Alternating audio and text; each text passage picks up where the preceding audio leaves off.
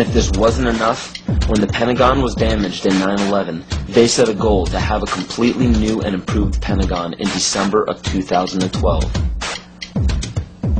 So Codex Alimentarius goes into effect at the end of 2009, which gives it 3 years for the Codex regulations on food to create billions of preventable diseases and deaths. When citizens of every nation are dying of starvation and diseases and fear for their lives because of global warming and major catastrophes, they will do what the public has been proven to do in times of great peril. They will beg for their government to step in and do something. How are they going to get you to join the new economy? They're going to say, we have a solution.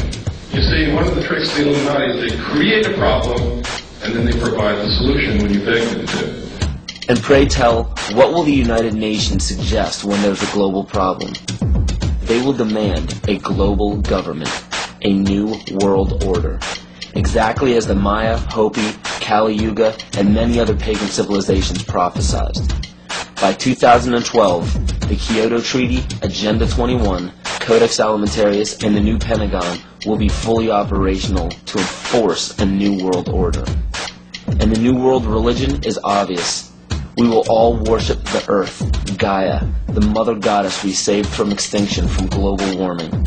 We will be told that to keep from repeating the mistakes that we made in the past, we must hold the earth in higher regard than humans, just as pagan traditions require. This is too obvious to ignore. It is right in front of our faces, and yet we still refuse to see it. I guarantee you that by 2012 there will be a World War III, but it will not be between nations. It will be us and them. They know this. Why do you think the UN is consistently trying to disarm the public and the nations?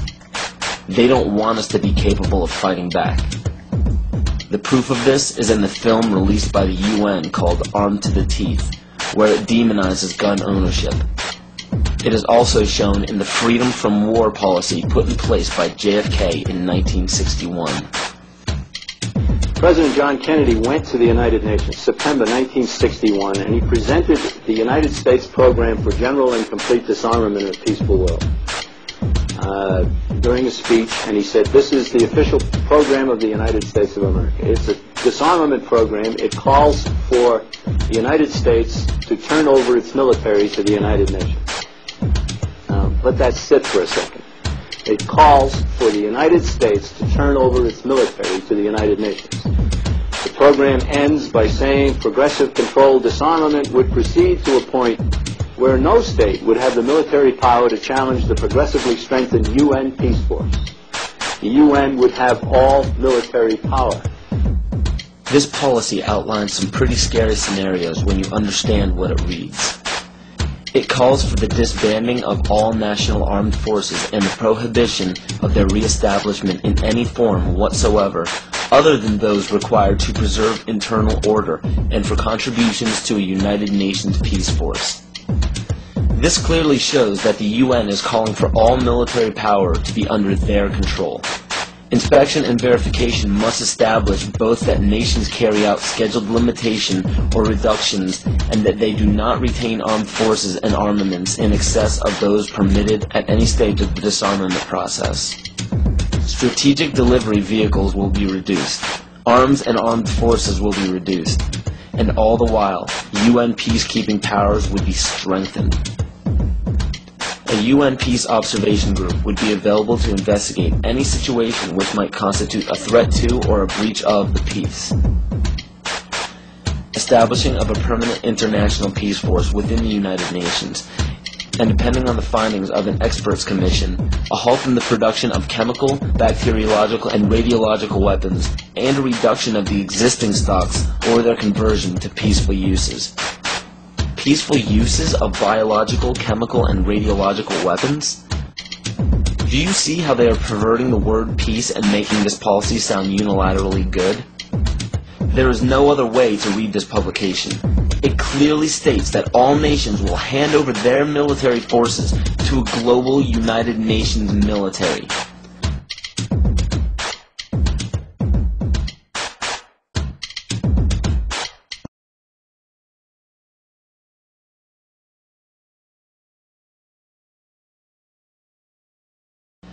The U.S. population is currently around 300 million. The national debt is currently around 10 trillion. So the current debt, when divvied among the American people, comes out to approximately $33,000 and has been growing at a national rate of $1.46 billion a day since 2006. Now with electronic banking, wire transfers, and credit cards, people have less physical custody of their money. As of right now, the amount of money in circulation is not able to cover the national debt. This was carefully planned since the inception of the Federal Reserve Bank. And the next planned step by the elite is already in play. George Bush signed a bill implementing the North American Union. President Bush signed a formal agreement that will end the United States as we know it. And he took the step without approval from either the U.S. Congress or the people of the United States. I think one thing people who are dollar-based need to focus on is the Amero. That's the one thing that nobody's talking about, but I think it's going to have a big impact on everybody's life in Canada, the U.S., and Mexico. The Amero is the proposed new currency for the North American community, which is being developed right now between Canada, the U.S., and Mexico to make a borderless community, much like the EU, and the dollar, Canadian dollar, U.S. dollar, and the Mexican peso replaced by the Amero. You see, the domination of government by business is called fascism. And I'm kind of wondering how many people know what NAFTA is, the North American Free Trade Agreement. Because under Chapter 11 of the NAFTA agreement, NAFTA tribunals trump all U.S. law if it conflicts with either A, World Bank's International Center for the Settlement of Investment Disputes, or B, UN Commission for International Trade Law. Now, that sounds scary enough, but when you understand what that reads, it also gives the power to violate the First and Second Amendment, which is saying, bye-bye to the Constitution. This will weaken national sovereignty and bankrupt the dollar we use now. After this happens, the Fed will call in all debts. When the debts cannot be repaid by the people, assets will be seized. And by this, I mean absolutely everything you own, including your property, your home, your vehicle, your furniture, and the clothes on your back. This plan is already in progress. And when it takes place, you will literally be owned by the Federal Reserve Bank. This is how Agenda 21 will be implemented. The seized land will be given back to nature, and the people will be placed in smart growth megacities.